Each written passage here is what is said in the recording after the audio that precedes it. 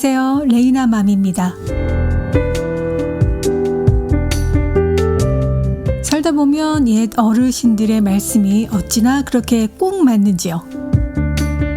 예전엔 아니야. 속으로만 생각했던 그 말들이 시간이 지나면서 하나 둘 떠오르죠. 아, 그 말이 맞다. 그때는 왜 그 말을 듣지 못했을까라고요. 시간이라는 것, 세월이라는 것, 거저 얻어지는 건 아닌가 봅니다. 그때 그 말들이 많이 생각나는 오늘입니다.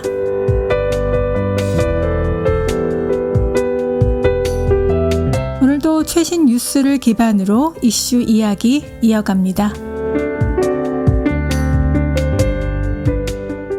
7월에 접어들면서 본격적인 여름인데요. 여름철 대표 간식 그러면 어떤 게 떠오르세요? 바로 옥수수 떠오르지 않나요? 과거에는 쌀이나 보리를 재배하지 못했을 때 산간지대에서 식량 대용으로 재배를 해서 옥수수를 먹었겠지만 요즘에는 이 간식으로 아주 좋잖아요. 한국에서 강원도를 이렇게 지나갈 때면 길에 찰옥수수 이렇게 써 있어서 그 옥수수를 사서 가족들과 나눠 먹으면 한 입 베어 물었을 때 그 쫀득쫀득하고 고소한 맛이 참 좋았는데요. 요즘에는 한국에도 그 옥수수 종류가 굉장히 많아요. 찰옥수수, 또 단옥수수, 또 최근에는 이 초당 옥수수도 아주 인기가 있죠. 맛과 씹히는 이 성질이 다르기 때문에 먹는 사람 기호에 따라서 골라 먹을 수가 있는데요. 이 옥수수가 건강에 미치는 영향과 함께 각각 옥수수에는 어떤 영양 성분이 있는지 알아보았습니다.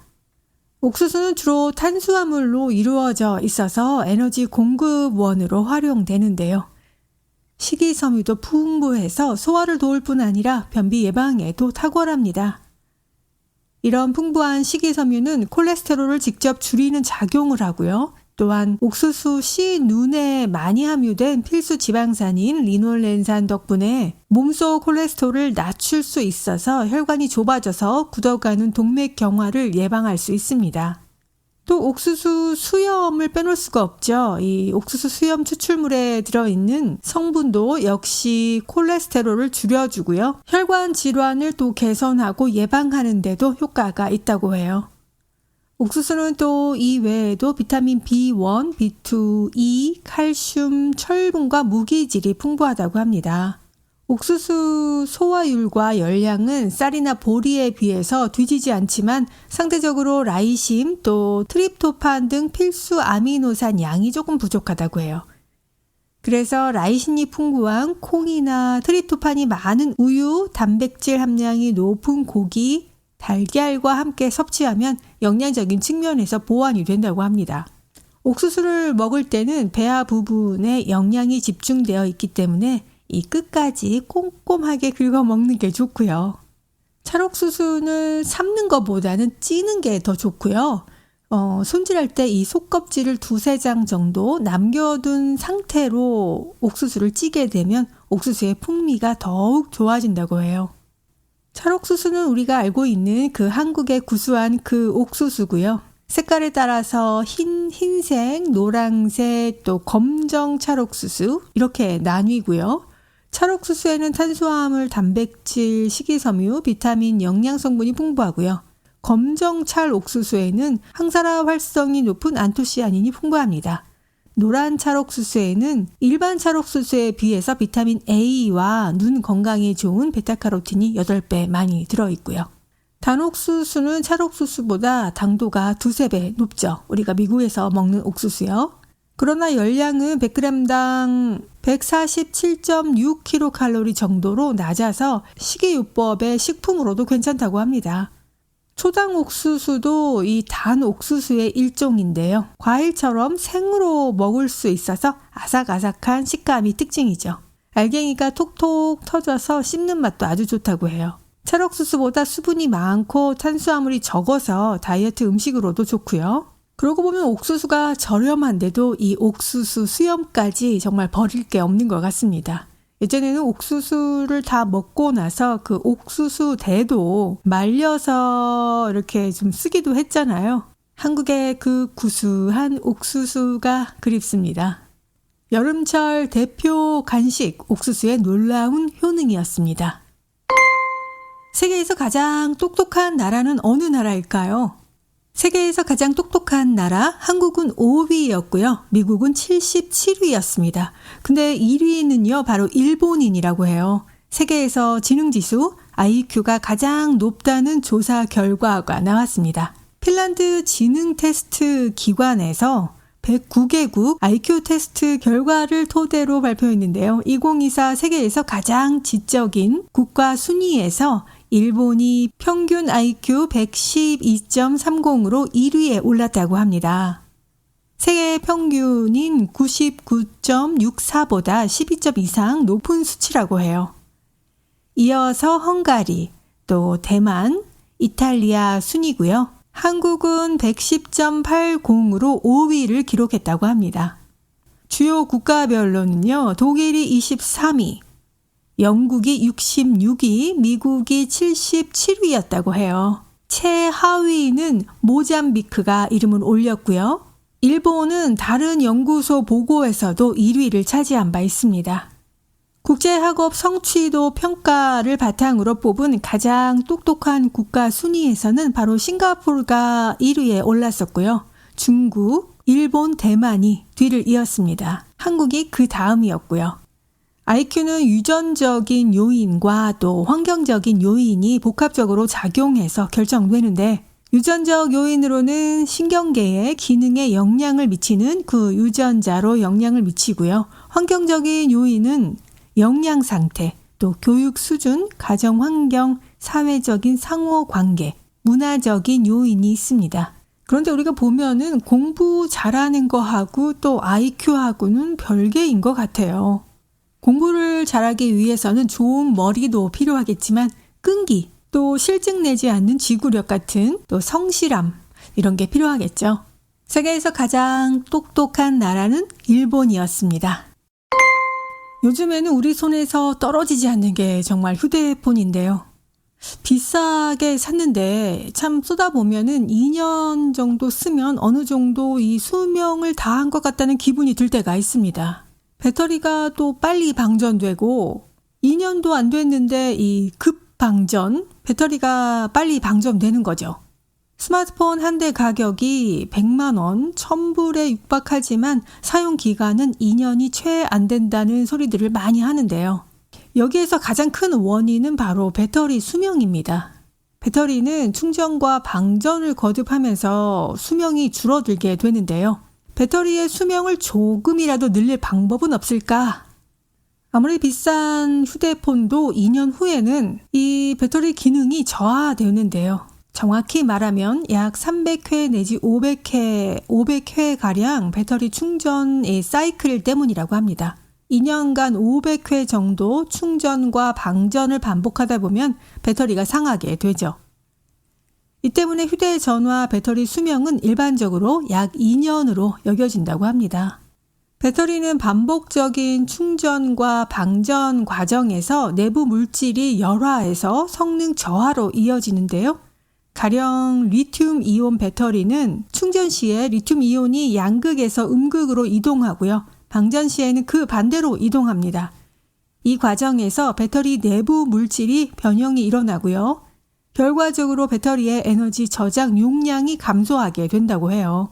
배터리 회사들은 충전 방전 이 사이클을 늘리기 위한 연구 개발을 진행하고 있습니다.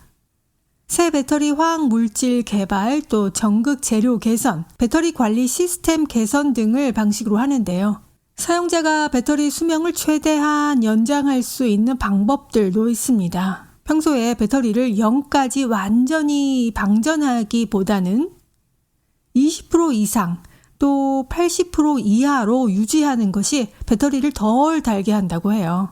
그러니까 조금씩 자주 충전해서 과도한 방전을 피하는 것, 그게 바로 배터리 수명을 연장하는 데 도움이 된다고 합니다.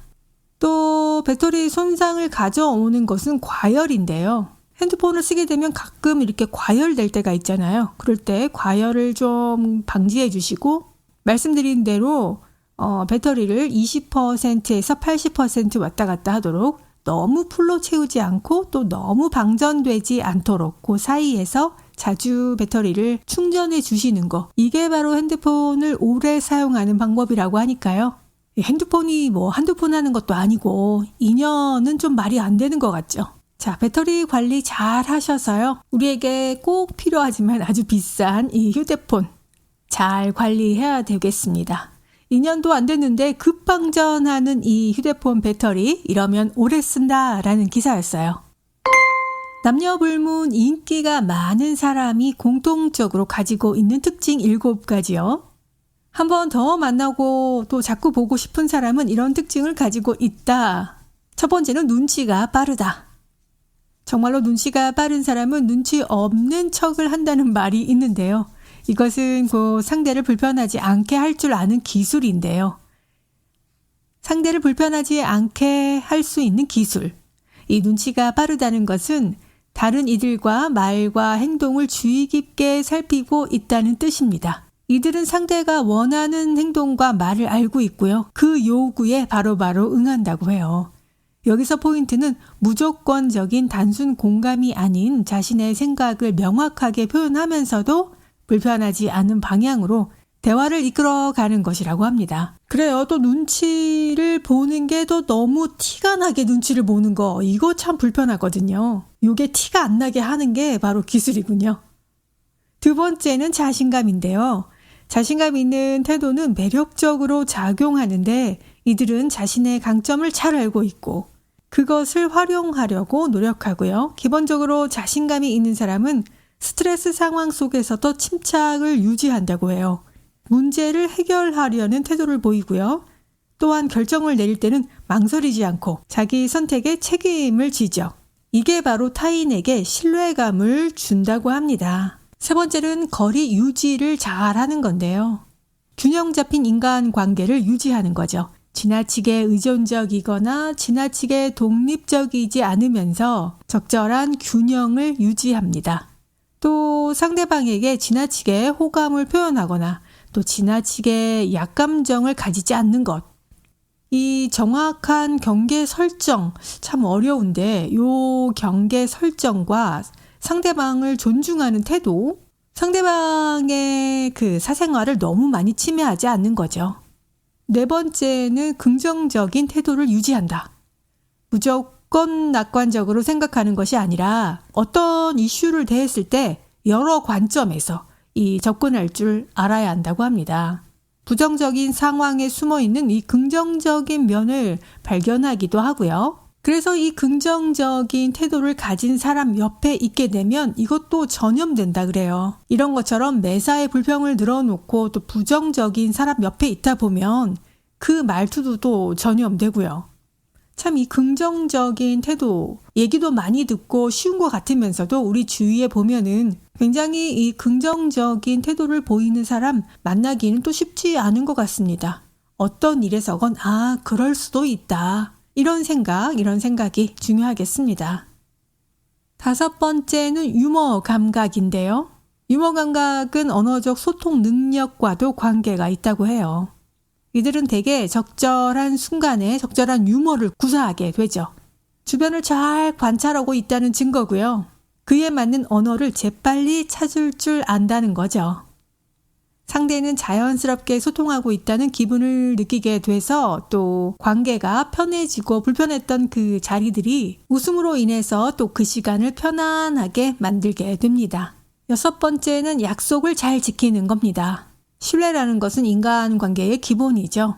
아무리 외적으로 매력적인 사람이라도 매번 약속이 늦거나 또 미루거나 이러면 또 만나기 싫어지죠.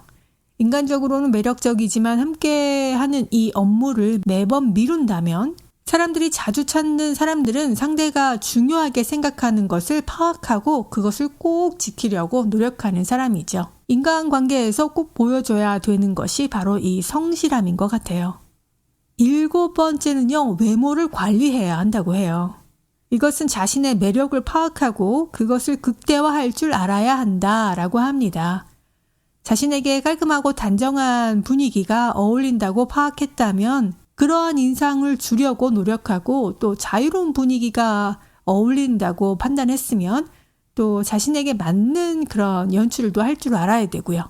다만 어떤 옷을 입을지에 앞서서 상대방에게 또 그 자리에 맞게 장소에 맞게 입어야 하겠지만 자신의 장점을 잘 나타낼 수 있도록 자기의 외모를 관리하는 것. 이것 또한 굉장히 중요한 요소라고 합니다. 여러분은 어떻게 생각하세요? 남녀 불문 인기 많은 사람이 공통적으로 가지고 있는 특징 7가지였습니다. 우리가 바깥 활동을 할 때 아마 모기 많이 신경 쓰이실 텐데요. 모기에게 한번 쏘이면 가렵고 붓고 하루가 아니라 한 일주일은 고생을 하게 되죠. 가려움 때문에. 모기에 물렸을 때 물론 전용으로 모기에 바르는 파스 같은 거 바르는 게 좋은데 물파스 역시도 잠깐의 시원한 느낌을 주기는 하지만 이게 또 계속 지속되지는 않습니다. 특히 피부가 민감한 사람은 나중에 모기에 물리면 그 자극이 오래 가잖아요. 어린 아이들도 그렇고요. 요즘에는 모기에 물리면 바로 붙이는 그런 패치 같은 제품들도 많이 나왔더라고요. 그게 의외로 붙여주면 가려움이 덜 하다고 해요. 그렇지만 급할 때 부엌을 뒤져서 가려움을 다스릴 수 있는데 제일 간단한 방법은요. 수건에 얼음을 싸서 물린 부위에 대는 것이고요. 또 하나는 식초인데요. 모기는 식초 냄새를 굉장히 싫어한다고 해요. 그래서 식초 섞은 물을 옷에 좀 뿌려서 모기를 막을 수가 있다고 합니다. 또 모기의 공격을 받아도 식초는 유용한데요. 물린 부위에 식초 한 방울 정도 떨어뜨리면 소독이 되는 것은 물론이고 가렵고 따가운 느낌을 약간은 가라앉힐 수 있다고 해요. 또 양파도 괜찮은데요. 양파를 짜서 즙을 내서 모기 물린 곳에 살짝 바르는 거. 단 시간은 좀 짧게 하고요. 양파를 댔다가 뗀 자리는 물로 깨끗하게 씻어야 합니다. 또 베이킹소다도 사용하는데요. 베이킹소다 한 큰술을 물에 섞어서 반죽을 만든 다음에 물린 부위에 붙이고요. 10분 동안 두었다가 씻어내는 방법. 또 바질도 있습니다. 항산화 성분이 풍부하게 있어서 염증을 줄여주고 감염을 막아준다고 해요. 신선한 바질 잎을 잘게 다져서 물린 부위에 문지르고요. 또는 물 2컵에 말린 바질을 넣고 차로 끓여서 식힌 다음에 수건에 적셔서 문질러도 좋다고 합니다. 바질 외에도 레몬밤이나 타임, 이 페퍼민트 같은 이런 허브들도 비슷한 방식으로 이용할 수 있다고 해요. 저도 어디에서 물렸는지 기억도 나지 않는 지금 모기 물린 자국이 발에 몇 개가 있는데 시간이 갈수록 더 가려워지는 것 같아요. 저도 이 방법을 한번 사용해 봐야 되겠습니다. 인생이 꼬였을 때 간단히 풀어나가는 뇌과학적 방법 5가지. 실제로 이런 인생의 어떤 방법, 레시피가 있으면 얼마나 좋을까요? 뇌과학적으로는 어떤 방법이 있는지 살펴보겠습니다. 인생이 망했다 싶을 때 반전하는 아주 간단한 방법. 첫 번째, 새로운 시도를 한다. 뇌과학자들은요, 삶이 꼬여 있을 때 이를 풀어나가는 것이 우리가 뇌를 가진 이유라고 말하고 있는데요. 뇌가 없는 존재는 유전자의 계획대로만 산다. 그 밖의 것에는 대응할 수 없기 때문이고요. 인간의 뇌가 능력을 발휘하는 순간은 계획대로 흘러가지 않고 이 꼬였을 텐데 꼬인 것을 풀기 위해 또 새로운 가능성을 찾기 위해서 인간의 뇌는 진화해 왔다라고 합니다. 새로운 시도를 하느라 부딪히고 도전하는 이 스트레스가 뇌의 새로운 신경세포를 생성하는 데 도움이 된다고 하는데요. 뇌의 해마가 주변이 자극되면서 학습 능력과 기억력 같은 그 능력치가 최대로 올라간다고 합니다. 새로운 걸 배우고 모르고 있던 그 능력치를 발견하게 되고요. 그래서 새로운 것을 도전함으로써 우리의 능력이, 우리가 몰랐던 능력이 발휘된다는 것입니다. 두 번째는 당장 할 수 있는 일을 적는다. 인생이 잘 풀리는 사람은 없죠. 누구나 인생이 꼬이는 시기를 경험하게 되는데요. 이 시간을 어떻게 받아들이고 또 보내느냐에 따라서 인생은 행복해지기도 하고 답답해지기도 하고 예민하게 고통스럽게 받아들인다면 본인만 또 괴로울 따름이죠. 나의 부족함을 인정하고 지금 당장 할 수 있는 일을 한번 적어보는 것입니다. 다음에는 지금 꼭 하지 않아도 될 일을 또 적어보고요.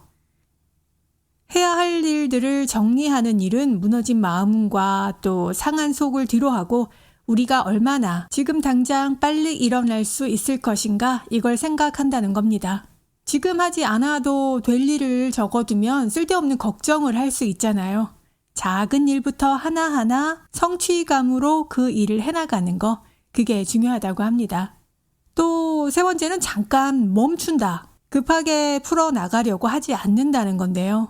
당장 실패하게 되면 이게 영원히 실패한 것처럼 굉장히 좌절하잖아요. 이때는 쉬어가라는 사인이겠죠. 대신 하던 활동을 멈추고 생각을 정리할 시간을 가진다. 명리학에서도 비슷한 개념이 있는데 사람은 터닝 포인트에 도달했을 때 인생이 꼬였다고 느낀다고 해요. 이때 잠깐 멈춰서서 곰곰이 생각해야 하는데 어디에서부터 문제가 꼬였는지, 지금 여기서 재정비해야 할 것은 무엇인지, 정지할 것인지 일보 후퇴할 것인지 이런 개념, 계속 그 상태에서 keep going 하는 것이 아니라 멈춰서 반드시 생각해야 하는 것. 그 지점을 안다는 건 참 인생을 지혜롭게 사는 방법이 아닐까 하는 생각도 해봅니다. 네 번째는 기록을 하는 것인데요. 노트에다가 글씨로 적어도 좋고 또 키보드를 두들겨도 좋고 또 핸드폰으로 사진이나 영상 이런 것도 좋고요. 떠오르는 모든 것을 기록하는 습관이요. 몰랐던 마음 상태를 바라볼 수 있고 현재 나의 생각을 알 수도 있죠. 그런 것들을 제3자의 입장으로 이렇게 바라다 보면 자기 객관화가 또 쉬워집니다. 기록을 통해서 조금씩 내 자신을 알아갈 수 있게 되고요. 기록은 모든 사람들에게 공개하지 않고 비공개로 본인만 또 볼 수 있도록 하는 것도 좋죠. 다섯 번째는 요즘 가장 떠오르는 게 바로 명상입니다. 갑자기 닥친 일에 당황하지 않고 또 아무것도 할 수 없다면 명상을 하는 거, 감정적으로 무너진 상태에서 능력을 발휘하기가 매우 어렵기 때문에 이 명상이 아주 중요한데요. 끊임없이 이 떠오르는 생각과 불편한 마음, 이 고민 속에서 있는 게 아니라 이걸 좀 덤덤히 마주하는 게 필요합니다. 눈을 감고 편안한 곳에 앉아서 크게 심호흡하면서 어떤 생각이 떠오르는지 또 어떤 감정을 느끼고 있는지 나를 살펴보는 것입니다. 명상을 통해서 스트레스와 감정을 관리하고 또 평온한 상태로 돌아올 수 있다면 잠재 능력을 꺼내서 위기를 정말 극복하게 되는 거죠. 인생이 꼬여졌다고 느꼈을 때 어떤 인생의 레시피나 또 인생의 내비게이션이 있다면 얼마나 좋을까 하는 생각을 하게 되는데요. 이러한 뇌과학적으로 바라본 5가지 방법, 천천히 하나씩 해나간다면 어쩌면 그 인생의 꼬이고 힘듦이 아니라 그것을 통해서 또 다른 방향으로, 좋은 방향으로 전화위복이라고 하죠. 우리가 피해갈 수 없는 인생의 그 지점마다 또 새롭게 한 걸음 열어갈 수 있는 그런 길이 생기지 않을까 이렇게 생각합니다. 여성분들이 갱년기가 되면서 체중이 늘잖아요. 폐경 후에 요즘에 완경이라고 하는데 이 완경 후에 체중이 원치 않아도 계속 늘게 마련인데요. 하루에 30분씩 이걸 해라. 여러분은 어떤 노력을 하고 계신가요? 건강한 여성은 일반적으로 이 폐경기 동안에 1년에 약 0.5에서 한 0.7kg 정도는 체중이 증가한다고 합니다. 호르몬의 변화 때문이죠. 신진대사가 저하되고 또 폐경 중에는 지방이 축적되는데 영향을 미친다고 해요. 그런데 이 매일 사우나를 하게 되면 이러한 체중 증가도 줄일 수 있다는 연구 결과입니다. 미국 영양학회 최근 발표에 따르면 매일 사우나를 하거나 따뜻한 물에 몸을 담그면 이 갱년기 동안의 체중 증가를 줄이는데 도움이 된다고 해요. 일반적으로 45세에서 55세 사이에 발생하는 이 폐경 이후의 삶을 연구했는데요. 이 연구한 쥐들에게서 칼로리의 45%가 지방에서 나오는 서양식 식단을 먹였고요. 그런데 다음 절반의 쥐는 12주 동안 40도씨로 설정된 이 열실에서 매일 30분씩 이 열요법을 받았다고 합니다. 그 나머지 쥐는 받지 않고요. 연구 결과 치료를 받은 쥐가 2형 당뇨병의 특징인 이 노화 관련 조직 손상이 적었고요. 인슐린 민감도도 개선됐다고 합니다. 열치료는 또 지방이 많은 식단으로 인한 체중 증가도 줄여주는 것으로 나타났다고 합니다.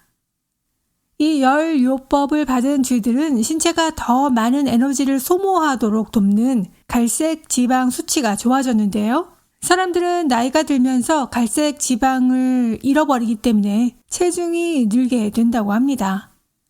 연구진은 열요법은 신체가 에너지를 더 효율적으로 사용하고 지방을 연소하는 데 도움이 되는 여러 가지 분자 과정을 촉발하는 것으로 보이고요. 갱년기가 되면서 뭘 많이 먹어서가 아니라 자연적으로 해마다 이 0.5에서 0.7kg씩 체중이 증가한다고 하니까 그래서 더욱더 다이어트가 어려웠던 겁니다.